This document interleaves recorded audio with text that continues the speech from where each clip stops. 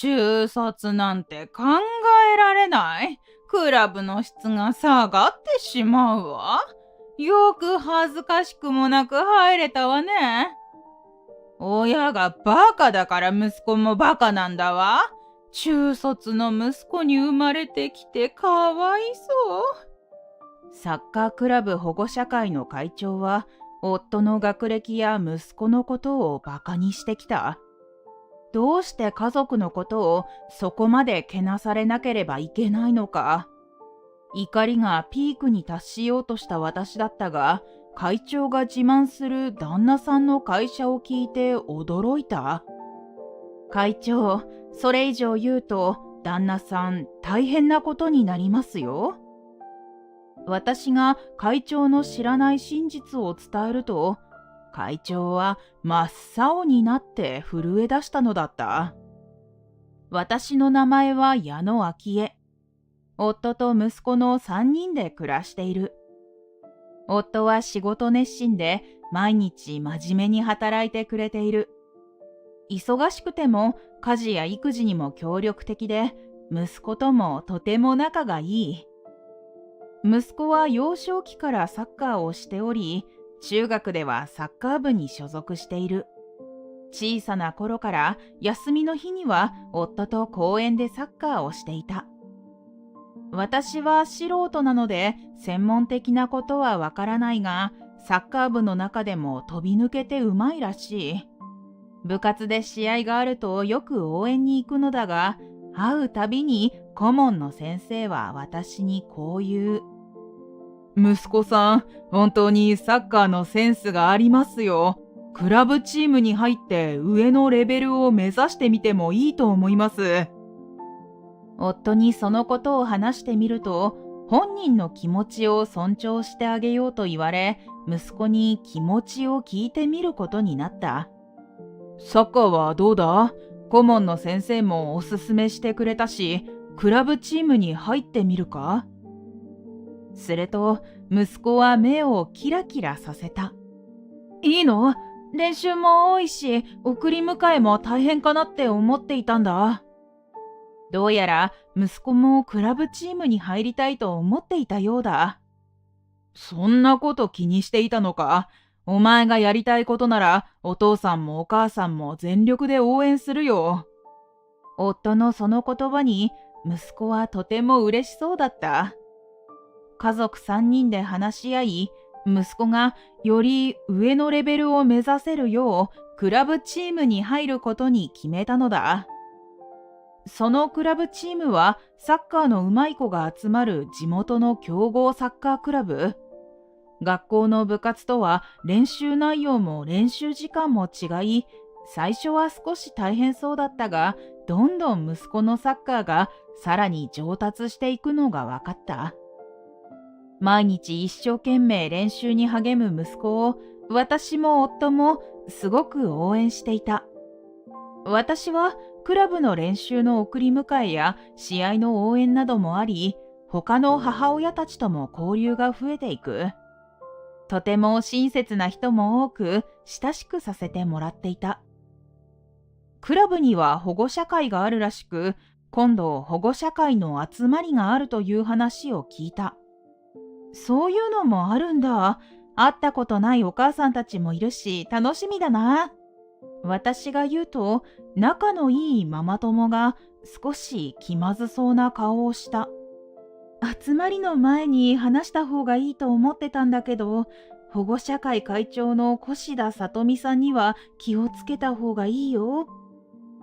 突然の話に私は少しびっくりした。気をつけるってどうして？何かあるの？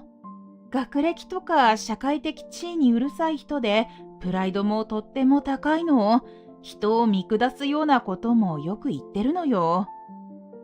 その言葉を聞いた他のママ友たちも静かにうなずいていた。そうなんだ。教えてくれてありがとう。気をつけるね。私はどんな人なのだろうと少し不安になった。数日後、クラブチームの定例会の集まりがあった。仲のいいママ友たちと話をしていると、初めて見る人が私に近づいてきて話しかけてきたのだ。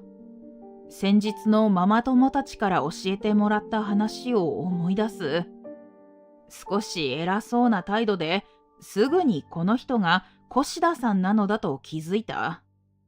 初めて見る顔ね。会長の私に挨拶してこないなんてびっくりだわ。少し嫌味を言われた。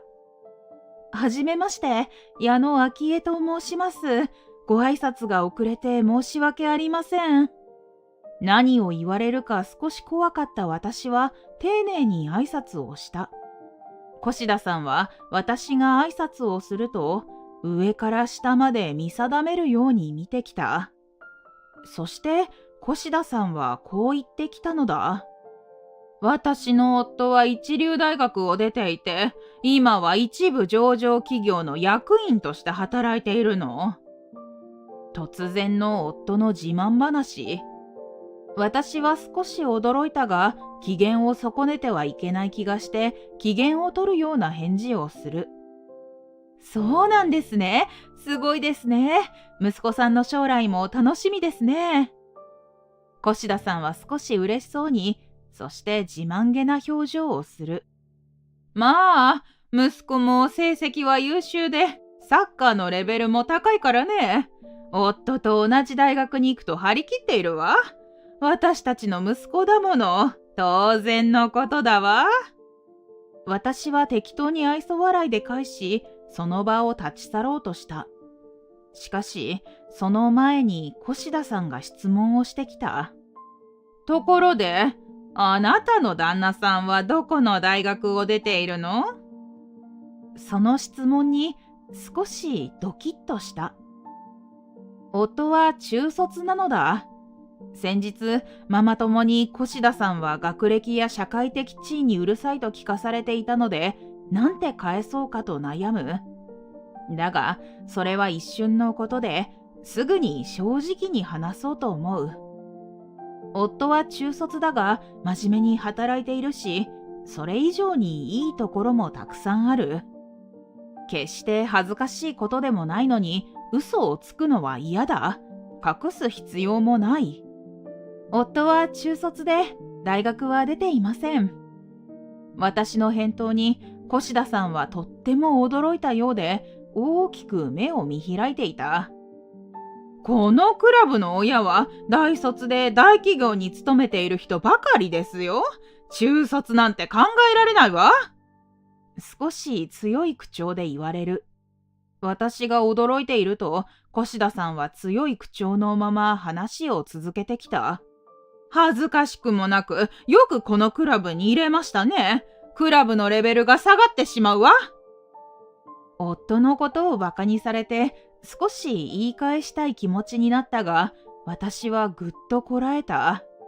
せっかく息子がクラブで頑張っているのに、親の私のせいで何かあっては息子に顔向けできないと思ったからだ。相手は会長だし、何をされるかわからない。もういいわ。これ以上あなたと話しても無駄だわ。罵倒を続け疲れたのか、越田さんはそう言ってその場を立ち去っていった。越田さんが立ち去ると、周囲で話を聞いてくれたママ友たちが慌てて励ましに来てくれた。昭恵さん、気にすることないわ。いつもあんな調子だし、言わせておけばいいのよ。親の学歴なんて関係ないわよ。皆さん、ありがとうございます。元気が出ました。ママ友たちの励ましもあり、息子も頑張っているんだから、こんなことでくよくよしてはいけないと思うことができた。ところが、それから数日後のクラブチームの試合で、再び事件は起こった。いつものように応援に行くと、そこには越田さんの姿もあった。先日のことがよみがえり、少し嫌な気分にはなったが、越田さんも試合のことで頭がいっぱいらしく、私に何か言ってくることはなかった。おかげで私も息子を精一杯応援することができた。しかし、試合は終盤まで引き分けの接戦だったのだが、息子のミスが原因で点を取られてしまう。その時、越田さんが舌打ちをするのが聞こえた。それから越田さんはどんどん不機嫌になっていくのが分かった。最後まで応援をしたが、点を取られたまま試合が終了してしまい負けてしまった。試合後の息子の悔しそうな顔を見て、私もすごく悔しくなっていた。その時、隣にいた越田さんがすごく怒った顔をして話しかけてきた。ちょっと、あんたの息子のせいで負けてしまったじゃない。バカだからあんなミスをするのよ。驚く私に越田さんは暴言を続ける。けど、まあ仕方ないのかしら。親が中卒のバカだから息子もバカなんだわ。さすがの言葉に私も怒りがこみ上げてくる。夫が中卒だなんて関係のない話ですよね。確かに今日の試合で息子はミスをしましたが、毎日練習も頑張ってます。関係大ありよ。毎日練習してあんなミスするなんてバカだからでしょ。何度も言わせないでよ。そこで越田さんがにやりと嫌な笑みを浮かべた。中卒の息子に生まれてきてかわいそうね。子供は親を選べないものね。息子のことも夫のこともバカにされ腹が立った私がさらに言い返そうとすると、監督さんが走ってきて止めに入った。暴言を吐く越田さんの大きな声に騒ぎに気づいた監督さんや他の母親たちが集まってきたのだ。お母さん方、やめてください。子供も見ていますし。監督さんの言葉に聞く耳を持たず、越田さんは暴言を続ける。監督からも言ってください。矢野さん親子のせいでクラブ全体のレベルが下がってしまいます。止まらない越田さんに監督も困っている様子だ。ちょっと失礼。その時、男性が監督さんに近づいてきた。その男性が監督さんに声をかけると、監督さんは驚いた様子で慌てて帽子を取り、深々とお辞儀をした。越田さんは突然来た男性を少し睨み、監督さんに話しかける。監督、誰ですかこの人。越田さんの言葉を聞き、監督さんは慌てたように答えた。越田さん、失礼ですよ。矢野さんの旦那さんです。そう、その男性は私の夫だったのだ。ああ、中卒底辺の旦那さん。越田さんが夫を見て嘲笑う。だが、そんな越田さんに監督さんが説明する。矢野さんはクラブに多額の協賛金を寄付してくださっている大企業の役員さんです。それに越田さんはすごく驚いた顔をした。はあ、大企業の役員？矢野さんの旦那さんは中卒なんでしょ？監督は騙されているんじゃないですか？越田さんの言葉に私も監督さんも言葉を失った。夫が大手企業で役員をしているというのはもちろん嘘ではない。そもそも中卒で働き出したのには理由がある。夫は病弱な両親を支えるために中学を卒業してすぐに料理人として働き出したのだ。そしてひたすら料理と向き合い腕を上げていき、自分の店を構えたのだが、その店が評判店となり、現在の勤め先である飲食店の運営会社の傘下に入っていた。会社は夫を料理人としてだけでなく、その味覚や食材を見極める力を高く評価してくれていた。当時、傘下の店舗を積極的に増やしていた会社にとって、それはとても大きく重要なスキルだった。夫は全国の飲食店の中でその下にかなう店を見極め、傘下に収める仕事を任されるようになり、精力的に全国を飛び回っていたのを今でもよく覚えている。夫は全国の埋もれた名店を発掘し、傘下に収めていった。その結果、会社は急成長。夫は評価され、今では役員になったのだった。また、ここのところ、夫の会社は青少年育成にも熱心で、各地のチームやクラブに協賛金を出して支える活動もしており、このチームもその一つだ。騙してなんかいませんよ。私の夫です。はじめまして。夫は越田さんに挨拶をしながら名刺を渡した。本当に大企業の役員だわ。越田さんは夫の名刺を見て顔が青ざめていくのが分かった。ずっと妻と越田さんの話を聞かせていただきました。越田さんは黙り込んでいる。確かに僕は中卒ですが、それは息子は関係のないことです。夫は表情こそ落ち着いているように見えたが、その小姉は少し強く越田さんに怒っているようだった。だが越田さんも負けてはいない。一瞬気をされたような様子を見せたが、すぐに夫を睨んだ。誰に向かってそんな口答えしているのか分かっているのですか？私はこのクラブチームの保護者会の会長ですよ。それに、大企業だからって偉そうに、私の夫も大企業で働いています。自慢するように旦那さんの会社の名前を告げる。だが、越田さんの旦那さんの会社の名前を聞き、私と夫は驚いて顔を見合わせた。私たちにとってよく聞き覚えのある会社名だったのだ。ねえ、この会社って確か。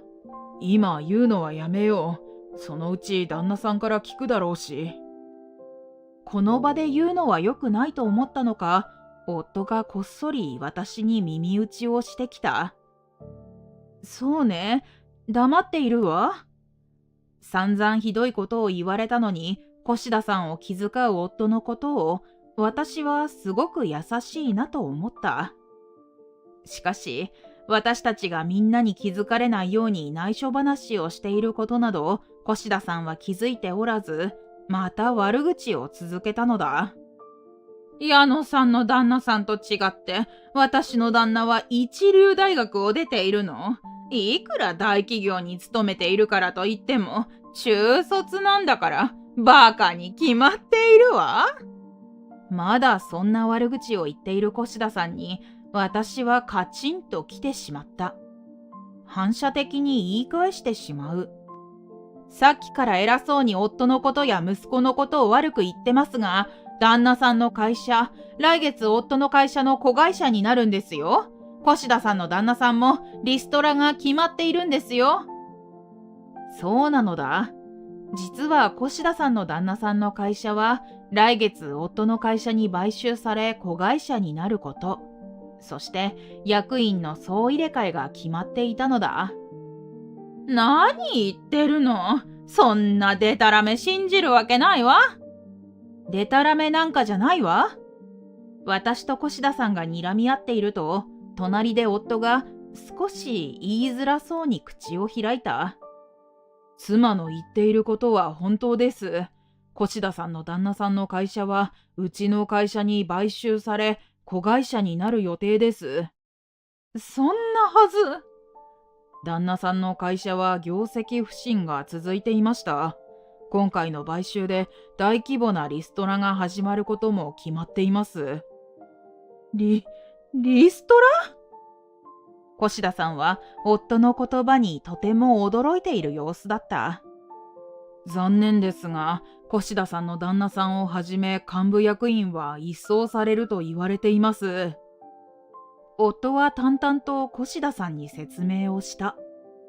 越田さんは突然の夫の話に驚きやショックを隠せず、膝から崩れ落ちる。その姿を私たち夫婦をはじめ他の保護者の方も監督さんも何も言えず見守っていた。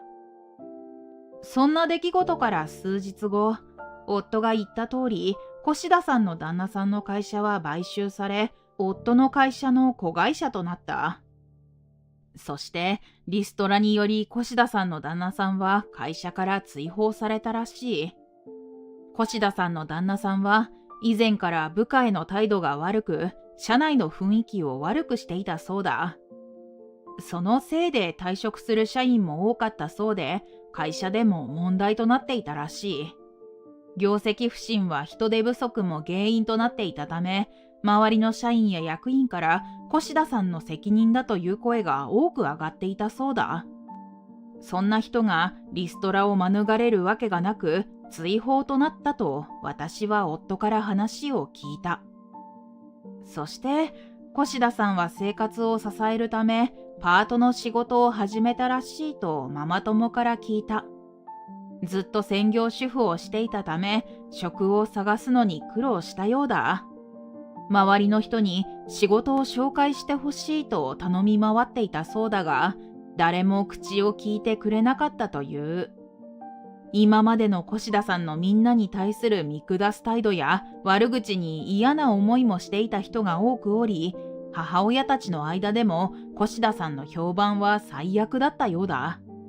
やっとパートを見つけられたようだが、その仕事が忙しいため、クラブの保護者会の会長を辞めてしまった。越田さんのせいで保護者会の雰囲気も悪くなっていたため、越田さんが会長を辞めることになり、母親たちは少し清々しているようだった。越田さんの息子さんは夫の会社の協賛金でクラブに今まで通り通っているらしい。そのことを夫に伝えてみたが、夫は笑顔でこう答えた。子供に親の問題は関係ないからね。実力があっても家庭の事情で通えない子たちのために協賛金を寄付してるんだ。越田さんの息子さんも変わらず頑張ってほしいね。夫の言葉を聞いて、私は改めて夫を尊敬した。今では息子と越田さんの息子さんはすごく仲良しになっている。そして私はというと、越田さんに代わり保護者会の会長に就任することになった。他の母親たちにぜひやってほしいと言ってくれたのだ。今クラブチームの雰囲気が良くなったのも矢野さんのおかげもあるからお願いね。私は息子のためになるのならと快く引き受けた。チームの子供たちや保護者の皆さんのために走り回る日々を送っている。その結果が出ているのかはわからないが、だんだんチームが一つになっていき、前よりももっとチーム全体のレベルも上がっているように思う。息子も家でたくさんサッカーの話をしてくれ、その姿を見ているととても幸せな気持ちになる。これからも変わらずに家族3人仲良く暮らしていきたい。